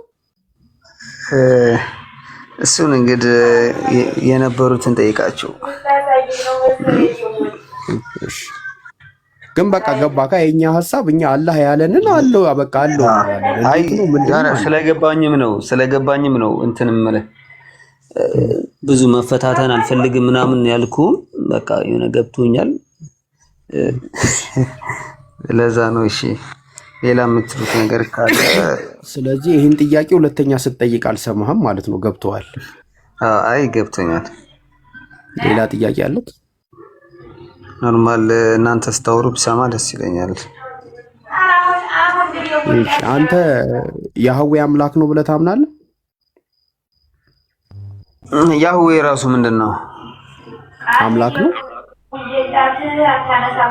ያህዌ የሚለውን ቃል ፍታልኝ፣ አላውቀውም ቃሉን። ኦኬ እሺ፣ እግዚአብሔር አምላክ ነው ብለህ ታምናለህ? አዎ አምናለሁ። እግዚአብሔር አምላክ ነው ብዬ አምናለሁ። ኦኬ እግዚአብሔር አባት አለው? አለው። አያትስ? አያት የለውም። የማርያም እናት የልጅ ልጅ አላት? አላት። ማን ነው ልጅ ልጅ? እኔ አላውቃቸውም፣ ግን አላት። ሰው አይደለች እንዴ? ሰው ለምሳሌ እኔ ያለኝ ሰው ስለሆንኩ እኔ ያለኝ አንተም አለ። ስለዚህ እሷም ይኖራታል። ኖ እኔ ያልኩ ማርያምን አወካታ። ኢየሱስን የወለደችው የእሷ እናት የልጅ ልጅ አላት? እንደዚህ ነው ብሎ የተጻፈ ነገር ባላቅም ግን ሊኖራት ይችላል። ኢየሱስ የልጅ ልጇ አይደለ እንዴ? እሺ አይደለም ነው። እሺ አክስቱ ኢየሱስ ነው እግዚአብሔር ነው። አያት እሺ ኢየሱስ እግዚአብሔር ነው። አዎ ትክክል፣ እግዚአብሔር ነው። ሶሃና የልጅ ልጇ እግዚአብሔር ነው እና የስ ስለዚህ እግዚአብሔር አያት አለው ማለት ነው። አዎ ከእንትን ይሄ በማርያም በመወለዱ በስጋዊ እንትኑ አለ። ኦኬ ስለዚህ እግዚአብሔር አያት አለው። በስጋዊ እንትኑ አለ። አባያት አለ የለውም። ኦኬ ስለዚህ አንተ አምላክ አያት አለው ወይስ የለውም? የለውም። ያለው አላልከኝም እንዴ ከዚህ በፊት? አይ እኔ እንትና ወልድ ነው እኮ ያልኩህ። ወልድማ በስጋ መጥቷል፣ በስጋ ተገልጧል። ወልድ አምላክ አይደለም እንዴ? ወልድ አንድ ነው። ይሄ ወልድ ከአብ ጋር አንድ ነው በስልጣን እኮ። አንድ ላይ አያት አላቸው ወይስ የላቸው? የላቸውም። ከአንድ ላይ ሲሆን የላቸውም። ኦኬ ብቻውን ሲሆንስ? ብቻውን ሲሆን ይኖረዋል። አይለ አንተ ምን አይነት ጥያቄ ውስጥ ነው ታስገባኝ? በነገራችን ላይ እኔም ክርስቲያን ኦርቶዶክስ ነበርኩ። እሺ ኦኬ እኔም ኦርቶዶክስ ነበርኩኝና በቃ ምን ያህል የሚያስቅ ነገር ማለት ይሁን ለማሾፍ አይደለም፣ ምን ያህል ክርስትና የሚያስቅ ሃይማኖት እንደሆነ እያሳየው ለማላገጥ አይደለም። የምር ነው ግን ጥያቄዎችን ነው የኔ እውቀት ሊሆን ይችላል ግን ከዚህ ጋር ይሄንን ተረዳልኝ። የኔ መንፈሳዊ እውቀት የፈለገ እውቀት ቢኖር እግዚአብሔርን ሀያት እንዲኖረው ከማድረግ የሚከለክል ነገር አለ? ሀያት አለው በቃ ድብና ነው እኮ አለው እኮ አልኩ። ቆይ አለው እኮ አልኩ። ግን የራሱ የሆነ እንደ መጽሐፍ ቅዱስ አሁን በደንብ የሚያውቅ ሰው አብ ወልድ መንፈስ ቅዱስ የሚባለውን ነገር በደንብ የሚያውቅ ሰው የሆነ ምክንያቱን ወይ በትንቢት የተነገረ ብቻ የሆነ ነገር ይኖራል። ገብቷል? እኔ አሁን የኔ እውቀት የሆነ ክርስትና ተብሎ ክርስትናንም ወክዬም አይደለም።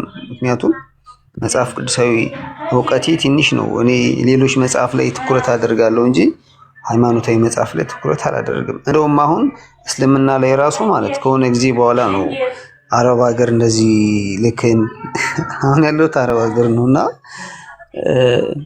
ቁርአንን በአማርኛ ዳውንሎድ አድርጌ ሳነብ ቲክቶክ ላይ የሚመጣል ነገር አለ ስለ አላህ እና ስለ ብቻ የሆነ ስለ እስልምናና ሳይ ጥያቄ እየተፈጠረብኝ መጣ።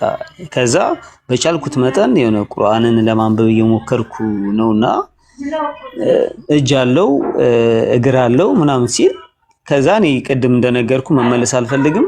ያ ስለተመለሰልኝ እንደዚህ አይነት ጥያቄ ይፈጠራል። ግን በክርስትናውም ደግሞ የሚያውቁ ሰዎች መልስ አላቸው ብዬ አስባለሁ። እንደውም እዚህ ጋር አሁን የሆነ ሰው የሚያውቅ ሰው ታስገቡና የሆነ ሲያስረዳ ብሰማ ደስ ይለኛል። ካለ ማለት የሚያውቅ ሰው እንጂ አያት አለው ይሄ እውነት ነው። አያት አለው ምክንያቱም የተጻፈ ነገር ስለሆነ። ግን አንተ ለጭንቅላት ስታስበው ፀሐይን የፈጠረ ምድርን የፈጠረ አንድ አምላክ እንዴት ነው አያት የሚኖር? ያ እንትን ነው ምድርን ማለት የሰው ልጆች የኔን መረዳት ልንገርህ። ብሉይ ኪዳን ላይ የሆነ መርገምት ነበረ፣ በተሰራው ስህተት ነበረና ያን ስህተት ለማስታረቅ ይመስለኛል። የምን መርገምት? አዳምና ሔዋን ያጠፉት ጥፋት አለ አይደለ? በዛ መርገምት ሊያስቀራ ነው እኮ አጠር አድርጌ ነው የምነግርህ በ30 ሰከንድ ምናምን እና እሱን ያን ነገር እንትን ለማለት ለማስታረቅ የሰው ልጅ እንደመጣ ነው እሱን ኢየሱስ ክርስቶስ የማምነውና እና ያን ነገር ሲመጣ ደግሞ ፍጹም ሰው የሆነ ፍጹም አምላክ ሆኖ መለኮታዊ እርግማኑን ለማስቀራት ነው ወይ የመጣው? ያው የሰው ልጆችን ነፃ ለማውጣት ማለት ነው። ለምንድን ነው የምትጠመቁት አሁን እናንተ? የምትጠመቀውማ የክርስትና ነው። ክርስቲያን አይደለ? ስትወለድ ምንድን ነው አንተ? ክርስቲያን ነኝ ስወለድ። ታዲያ ለምንድን ነው የምትጠመቀው? በቃ ምን አይነት ጥያቄ ነው የምትጠይቀኝ?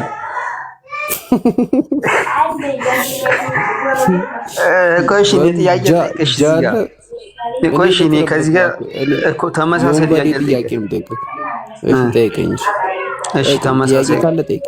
እሺ የሆነ ቦታ ላይ ምናልባት ሲቆይ ስልኬ ሻት ዳውን ብሎ ነው ግን አወጣዋለሁና ህፃን ልጅ ሲወለድ ለምንድን ነው የሚያለቅሰው? በእስልምና ማለት ነው። እኔ እንጃ እኔ አላውቅም። ኢብኑ ፉላን አለ ይመልስልሃል። ኦኬ እሺ ይመልስልኝና ከዛ ጥያቄን እጠይቃለሁ። እሺ ሰላም ብያለሁ ወዳጆቼ።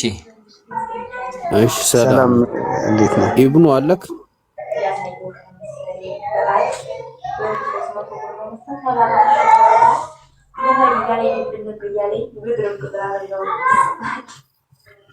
የለም መሰል ሲመለስ ይመልስልሃል በስነ ስርዓት። አሁን ጥያቄውን ስለምቀጥለው በደም እስከ መጨረሻ እንደሚያደርሰል እሱ ሲመጣ ይመልስልሃል። ይሄንን ሲመልስልኝ ነው ጥያቄን የምቀጥለው ነው፣ ግን ተመሳሳይ ነው። በዛ ነው እንትን የምለው ተመሳሳይ አይደለም ነው ልመጣ ነው። ለምን መሰለ በሐዲስ ላይ መሰለኝና ህፃን ሲወለድ የሚያለቅስበትን ምክንያት ተቀምጧልና አሁን አንተ ከጠየቀኝ ጥያቄ የሆነ መልስ ይሆነኛል። ስለዚህ እሱን ሲመልስልኝ እጠይቃለሁ ማለት ነው። እሺ ኡስታዝ ኢብኑ ፉላን አሉ? ዞር ይሆናል መሰለኝ ወደ ሌላ አዳብቴር። ያው እንደ እንትን እኮ ይሄ እንደ ሃይማኖት እኮ ስታስብ እኔ ሁለቱም ጋር ችግር ያለ ይመስለኛል። ለንጹህ ማድረግ አልፈልግም። ቁርአንም ላይ ቅዱስ ቁርአንና ቅዱስ ባይብል የተሟሉ ናቸው ብዬ አላስብም።